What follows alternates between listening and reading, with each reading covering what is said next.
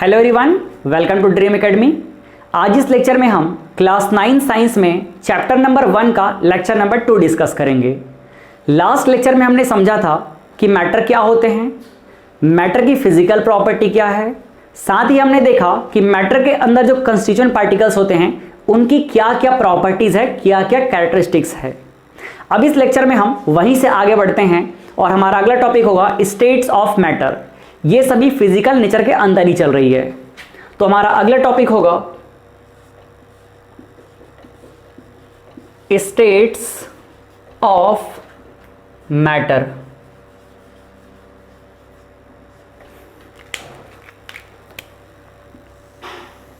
तो जनरली हमारे नेचर में जितने भी मैटर हैं उन्हें हम 3 क्लास में डिवाइड करते हैं। ये 3 क्लास क्या क्या हैं? फर्स्ट वन इज सॉलिड,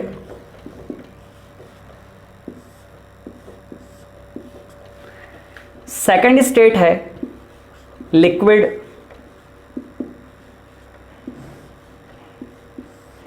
और थर्ड जो कैटेगरी है वो है गैस।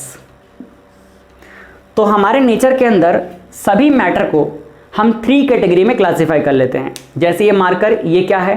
सॉलिड है। वाटर क्या है? लिक्विड है। जो एटमॉस्फेयर में एयर प्रेजेंट है वो क्या है? गैस है। ठीक है, तो हम जनरली 3 कैटेगरी में डिवाइड कर लेते हैं। फर्स्ट है सॉलिड, सेकंड है लिक्विड और थर्ड है गैस। अब हम इन तीनों स्टेट को कंस्टिट्यूएंट पार्टिकल की प्रॉपर्टी के बेस पे कंपैरिजन करेंगे ताकि हमारे दिमाग में ये हमेशा के लिए बैठ जाए, क्योंकि अभी जो हम करने वाले हैं ये आपको हमेशा काम आने वाला है। चलिए समझते हैं अच्छे से। फर्स्ट हम बात करते हैं सॉलिड का। तो मैटर का चाहे कोई भी फॉर्म हो, सॉलिड, लिक्विड, गैस, हर चीज किससे मिलकर बना होता है? वेरी टाइनी पार्टिकल, जिसे हम बोलते हैं कंस्टिट्यूएंट पार्टिकल्स। तो कंस्टिट्यूएंट पार्टिकल यहां पे वेरी इंपॉर्टेंट रोल प्ले करने वाला है इनको कंपैरिजन करने में। तो सॉलिड के अंदर जो कंस्टिट्यूएंट पार्टिकल्स होते हैं, शॉर्ट में मैं लिखूंगा सीपी। सॉलिड के अंदर जो कंस्टिट्यूएंट पार्टिकल्स होते हैं ये very close to each other होते हैं। कंस्टिट्यूएंट पार्टिकल्स एक दूसरे के काफी क्लोज होते हैं। सॉलिड के अंदर कंस्टिट्यूएंट पार्टिकल्स एक दूसरे के काफी क्लोज होते हैं। क्यों होते हैं? काफी क्लोज इसलिए होते हैं क्योंकि इनके बीच में, पार्टिकल्स के बीच में लगने वाला फोर्स ऑफ अट्रैक्शन, शॉर्ट में मैंने लिखा FOA, फोर्स ऑफ अट्रैक्शन, ये क्या होता है? वेरी हाई होता है।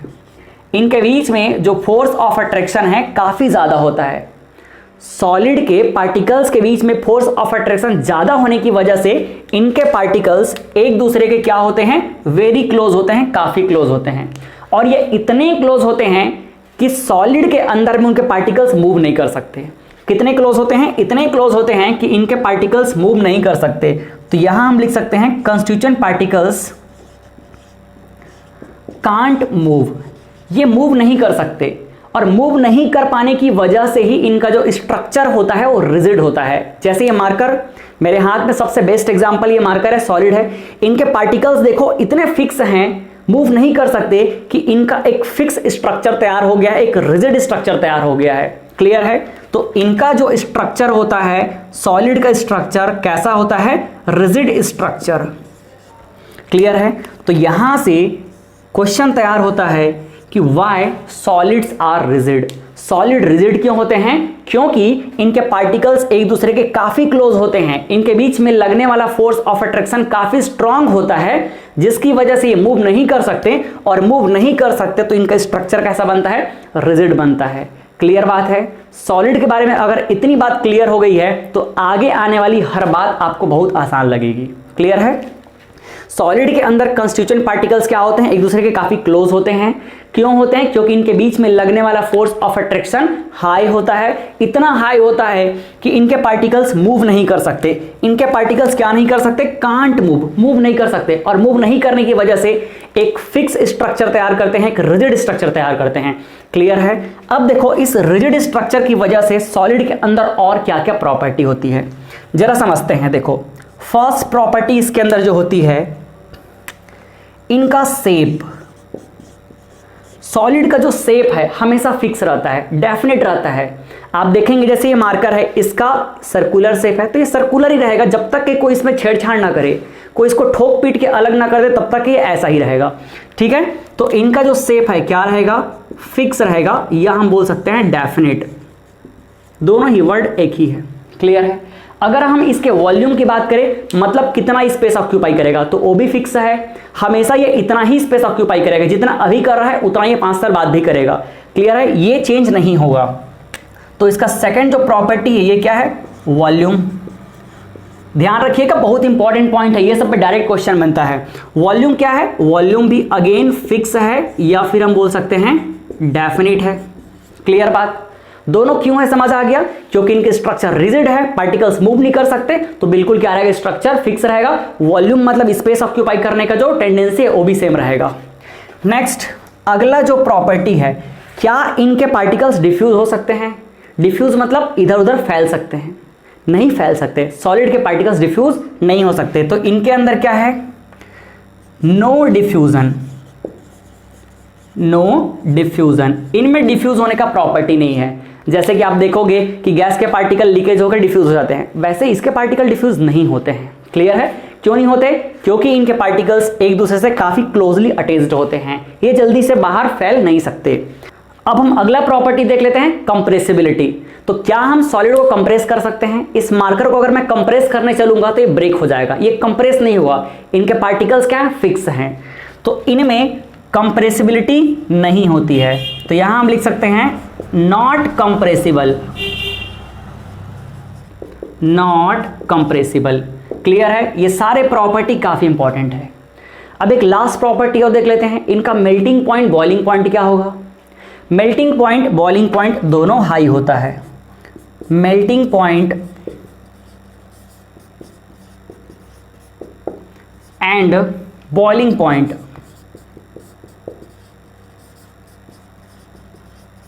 दोनों क्या होगा, हाई होगा। मेल्टिंग पॉइंट बॉइलिंग पॉइंट क्या है आपको नॉलेज होगा, थोड़ा सा बता देता हूं। मेल्टिंग पॉइंट वो टेम्परेचर का वैल्यू जिस टेम्परेचर पे कोई सॉलिड लिक्विड में चेंज होता है, या सिंपल वर्ड में बोला जाए तो जिस टेम्परेचर पे कोई सॉलिड मेल्ट होता है उसे उसका मेल्टिंग पॉइंट कहते हैं। बॉइलिंग पॉइंट क्या है, बॉइल होना, जिस टेम्परेचर पे कोई लिक्विड बॉइल होता है वो क्या कहलाएगा, बॉइलिंग पॉइंट।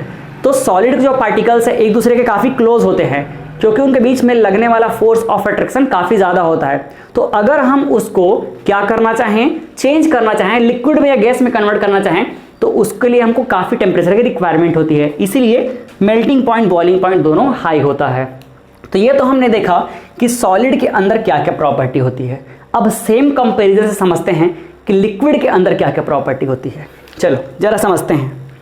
अगर हम लिक्विड की बात करें तो सबसे पहला जो कंस्टिट्यूएंट पार्टिकल्स की बात है, लिक्विड के अंदर जो कंस्टिट्यूएंट पार्टिकल्स होते हैं सॉलिड के कंपैरिजन में थोड़े से दूर होते हैं, कम पास में होते हैं। तो कंस्टिट्यूएंट पार्टिकल्स क्या होते हैं, थोड़े कम पास होते हैं, लेस क्लोज। ऐसा क्यों होता है, कम पास क्यों होते हैं, क्योंकि इनके बीच में लगने वाला फोर्स ऑफ अट्रैक्शन कम होता है। तो यहां हम लिख सकते हैं फोर्स ऑफ अट्रैक्शन, ये क्या होता है, ये थोड़ा सा कम होता है, लो होता है एज कंपेयर टू सॉलिड। और फोर्स ऑफ अट्रैक्शन कम होने की वजह से इनके पास थोड़ा फ्रीडम होता है, और फ्रीडम होने की वजह से इनके जो पार्टिकल्स हैं कंस्टिट्यूएंट पार्टिकल्स क्या कर सकते हैं, constituent particles can move. Constituent particles move कर सकते हैं, और constituent particles of liquid move कर सकते हैं, इसी वजह से ही इनके अंदर क्या होता है, फ्लो होने का नेचर होता है। लिक्विड फ्लो क्यों होता है, हमने लेक्चर नंबर 1 में देखा था ना कि लिक्विड जैसे हमने ग्लास से पानी नीचे गिराया वो फ्लो होने लग जाता है। क्यों होता है, क्योंकि उनके अंदर के पार्टिकल्स थोड़े कम क्लोज होते हैं, उनके बीच में लगने वाला फोर्स ऑफ अट्रैक्शन कम होता है, तो वो मूव कर सकते हैं, उनके पास फ्रीडम होता है, और इसीलिए उनके अंदर ये फ्लो होने का नेचर रहता है। क्लियर है।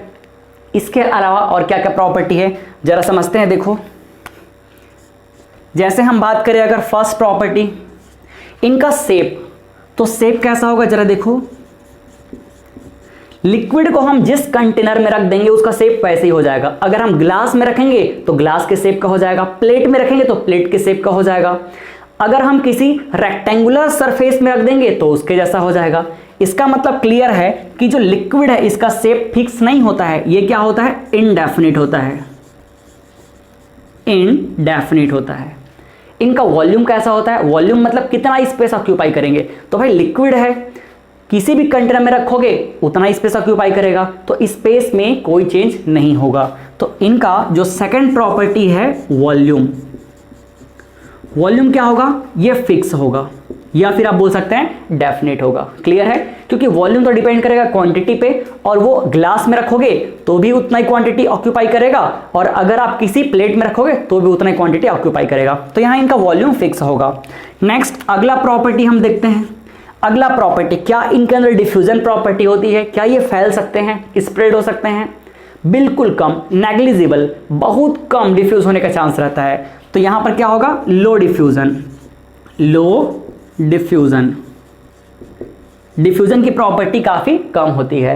नेक्स्ट कंप्रेसिबिलिटी, क्या इनको हम कंप्रेस कर सकते हैं, तो इनका भी कंप्रेसिबिलिटी जो होता है काफी कम होता है, इनको आसानी से हम कंप्रेस नहीं कर सकते।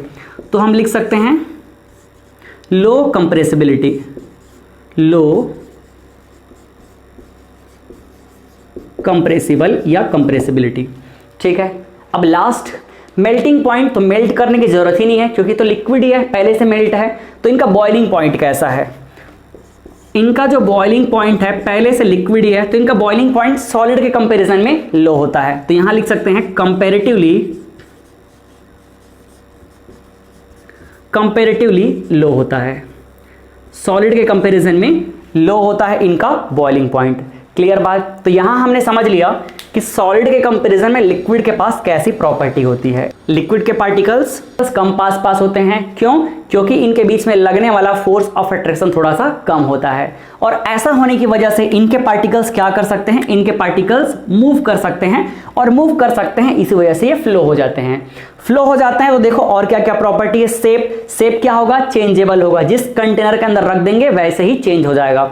इनका जो वॉल्यूम है वो कैसा है, फिक्स है, या फिर आप बोल सकते हैं क्या है, डेफिनिट है, फिक्स या डेफिनिट, वॉल्यूम हमेशा फिक्स रहेगा। ठीक है, एक चीज और ध्यान रखिएगा, जो लिक्विड का वॉल्यूम है इसको हम लोग किस में मेजर करते हैं, लिक्विड के वॉल्यूम को हम मिलीलीटर या फिर लीटर में मेजर करते हैं, जबकि अगर हम सॉलिड के वॉल्यूम की बात करें तो सॉलिड के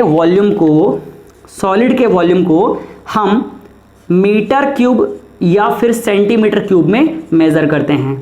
ऐसा क्यों करते हैं, इस पे मैंने एक अलग से ही सेपरेट वीडियो बना के रखा है यूनिट कन्वर्जन का, तो उसको जाकर के आप देख सकते हैं ताकि आपको क्लियर हो जाए। ठीक है, हालांकि हम लोग आगे और लेक्चर में बात करेंगे डिटेल में इस पे। चलो नेक्स्ट अब हम देख लेते हैं गैस के बारे में। क्लियर है, अच्छा यहां पहुंचे थे क्या अपन वॉल्यूम में, अब देखो यहां और देख लेते हैं थर्ड, लो डिफ्यूजन। लो डिफ्यूजन का मतलब क्या है, ये जल्दी से फैलते नहीं है, डिफ्यूज नहीं होते हैं। जैसे वाटर आपने रख दिया है तो भाई वाटर क्या थोड़ी देर बाद फैल के खत्म हो जाएगा क्या, नहीं होता है, वो रहता ही है, डिफ्यूजन प्रॉपर्टी बहुत कम है। नेक्स्ट अगर हम देखें कंप्रेसिबिलिटी, तो कंप्रेस करना क्या आसान है, नहीं करेंगे, वाटर को अगर कंप्रेस करें उसको तो पिचक जाएगा, है ना, वो कंप्रेस नहीं होगा, तो इनके अंदर कंप्रेसिबिलिटी लो रहती है। बॉइलिंग पॉइंट क्या है, सॉलिड के कंपैरिजन में लो रहता है। चलिए अब हम देख लेते हैं गैस का property as compare to liquid and solid. तो जब हम गैस की बात करेंगे तो गैस के अंदर भी सबसे छोटा पार्टिकल जो होगा वो क्या कहलाएगा, कंस्टिट्यूएंट पार्टिकल्स। तो इनके जो कंस्टिट्यूएंट पार्टिकल्स होते हैं ये एक दूसरे से काफी दूर होते हैं, वेरी फार, ये एक दूसरे से काफी दूर होते हैं, very far to each other. ऐसा क्यों, क्योंकि इनके बीच में अट्रैक्शन फोर्स बहुत कम होता है, इनके बीच में लगने वाला जो फोर्स ऑफ अट्रैक्शन है ये क्या होता है, वेरी लो, काफी ज्यादा लो होता है, बहुत कम होता है, और बहुत कम होने की वजह से एक दूसरे को ये अच्छे तरीके से अट्रैक्ट नहीं कर पाते हैं। और अगर अट्रैक्ट नहीं कर पाते तो ये क्या होंगे, ये आसानी से इधर उधर मूव करते रहेंगे। तो यहां हम क्या लिख सकते हैं, constituent particles can move easily and fast. Constituent particles easily और फास्ट मूव कर सकते हैं, इसी वजह से इनके अंदर रैंडमली फ्लो होने का नेचर होता है। ये क्या होते हैं, रैंडम फ्लो करते रहते हैं, इधर उधर रैंडमली फ्लो होते रहते हैं। आपने एक कॉर्नर पे यहां इंसेंस स्टिक अगरबत्ती जलाया, पूरे रूम के अंदर वो फैल जाएगा, गैस फैल जाते हैं पूरे। क्यों, क्योंकि उनके अंदर उनके जो पार्टिकल्स है काफी दूर दूर होते हैं, उनमें अच्छे तरीके से, यानी कि एक वीक अट्रैक्शन फोर्स होता है, स्ट्रॉन्ग अट्रैक्शन फोर्स नहीं होता है, और इनके पार्टिकल्स मूव करते रहते हैं इजीली और फास्ट वे में, जल्दी से मूव कर जाते हैं, जल्दी से मूव करते हैं, इसीलिए उनके अंदर नेचर कैसा होता है, रैंडम नेचर होता है। रैंडम नेचर की वजह से और क्या क्या प्रॉपर्टी है जरा देख लेते हैं।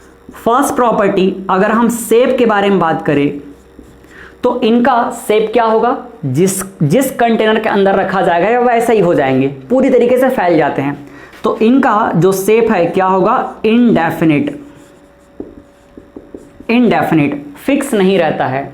अगर हम वॉल्यूम की बात करें तो इनका जो वॉल्यूम होता है ये भी क्या है, फिक्स नहीं रहता है, ये भी इनडेफिनिट होता है। जैसे आप क्या करेंगे, अगर आप एक छोटे सिलेंडर के अंदर गैस को फिल करते हैं तो पूरे छोटे सिलेंडर के अंदर वो स्पेस को ऑक्यूपाई कर लेगा। क्यों? क्योंकि वो काफी डिस्टेंस तक के फैल जाते हैं। अगर उतने ही गैस को अगर आप बड़े वाले सिलेंडर में रखेंगे तो वो उसमें पूरी तरीके से फैल जाएंगे।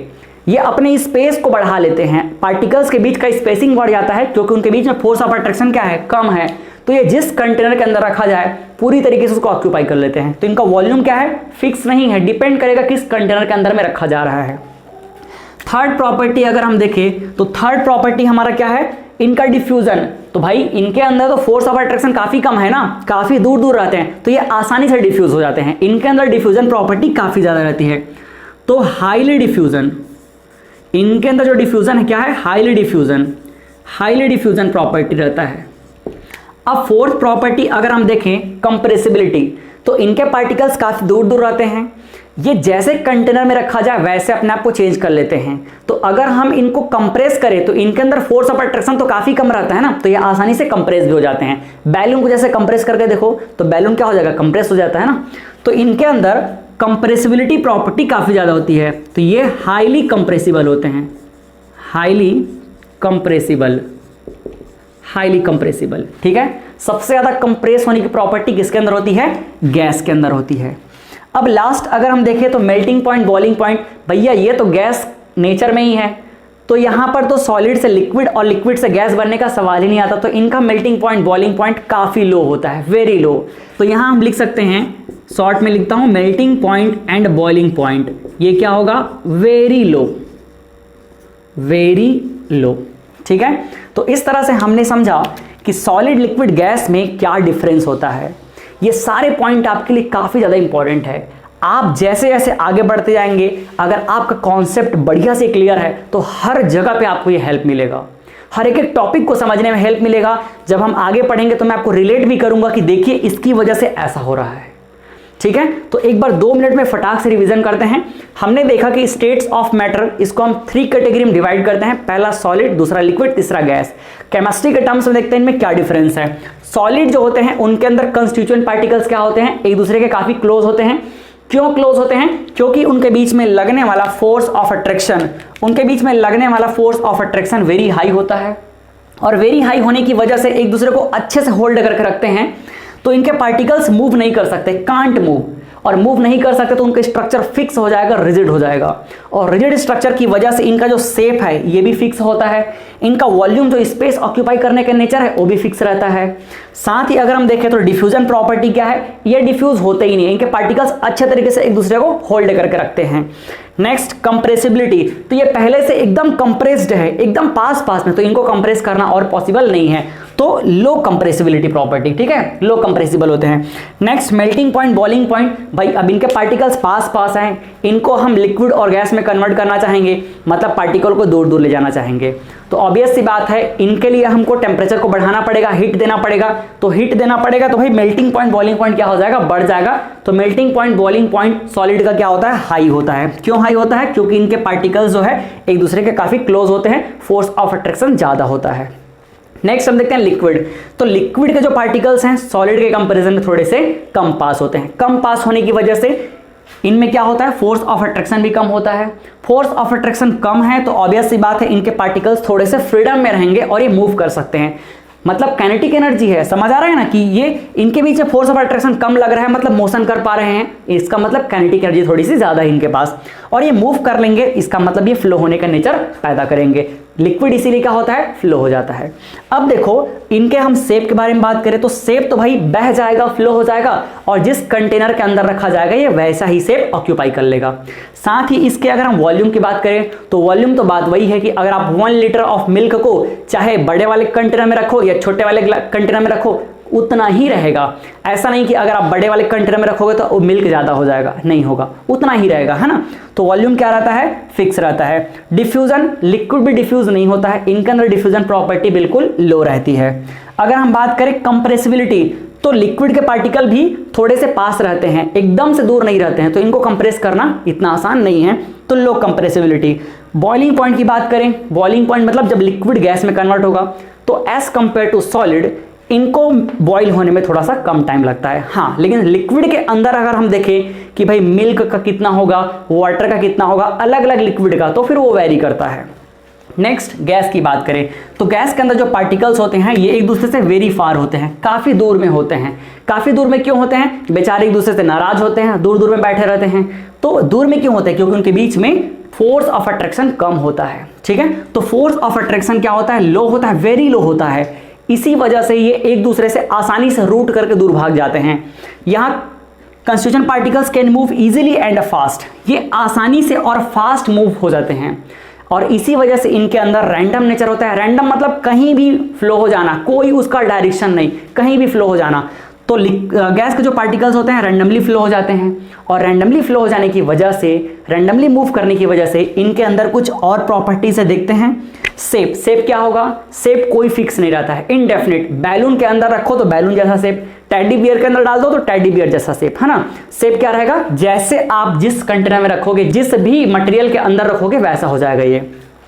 वॉल्यूम क्या होगा, जिस कंटेनर के अंदर आप रखोगे उसको पूरा ऑक्यूपाई कर लेता है, पूरा, ये मेरा ही घर है, पूरा फैल जाता है, ठीक है। छोटे वाले सिलेंडर में रखोगे तो छोटे वाले को ऑक्यूपाई कर लेगा, उतने ही गैस को बड़े वाले में रखोगे तो बड़े वाले को पूरा ऑक्यूपाई कर लेगा। मतलब वॉल्यूम भी क्या होगा, इंडेफिनिट होगा। अगला वेरी इंपॉर्टेंट प्रॉपर्टी जो दोनों में नहीं है, डिफ्यूजन। इनके अंदर डिफ्यूज होने का प्रॉपर्टी है। इसी डिफ्यूजन प्रॉपर्टी की वजह से तो हम अगरबत्ती, इंसेंस स्टिक को एक कॉर्नर पे लगाते हैं और ये पूरा फैल जाता है। जो स्मेल होता है, चाहे वो गुड स्मेल हो, बैड स्मेल हो, दोनों एकदम जल्दी से फैल जाता है। क्यों फैलता है, क्योंकि गैस के अंदर डिफ्यूजन प्रॉपर्टी होती है। समझ आ रहा है। फिर देखो अगला, इनके अंदर जो कंप्रेसिबिलिटी प्रॉपर्टी है ना, हाईली कंप्रेसिबल होता है। इनके पार्टिकल्स दूर दूर रहते हैं और जो दूर है उसको पास लाने की पॉसिबिलिटी रहती है, इसीलिए इनके पार्टिकल्स को हम कंप्रेस कर सकते हैं। Last, melting point, boiling point. भाई ये तो पहले से गैसियस फेज में है तो इनका मेल्टिंग पॉइंट, बॉइलिंग पॉइंट बिल्कुल वेरी लो होगा, ठीक है। क्या होगा, वेरी लो होगा। तो आज के लेक्चर में हमने समझा कि मैटर के 3 वेरी इंपॉर्टेंट स्टेट क्या क्या होते हैं, उनके अंदर किस तरह से डिफरेंस है, इसको भी हमने समझा। तो आज इस लेक्चर को यही फिनिश करते हैं। इसका नोट्स आपको मिल जाएगा, डिस्क्रिप्शन बॉक्स में डाउनलोड कर लेना। वैसे मैंने फ्लो चार्ट में काफ़ी अच्छे से आपको लिखा दिया है, तो आप यहाँ से भी लिख सकते हैं। तो चलिए इस लेक्चर को यही फिनिश करते हैं, मिलते हैं अगले लेक्चर में। तब तक के लिए bye bye, thank you, good day.